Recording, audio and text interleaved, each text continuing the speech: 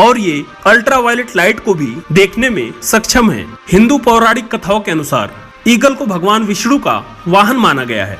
आसमान में ये पंछी बहुत ऊंचाई पर उड़ता है। यह आकाश में 10,000 फीट की ऊंचाई पर भी उड़ सकता है।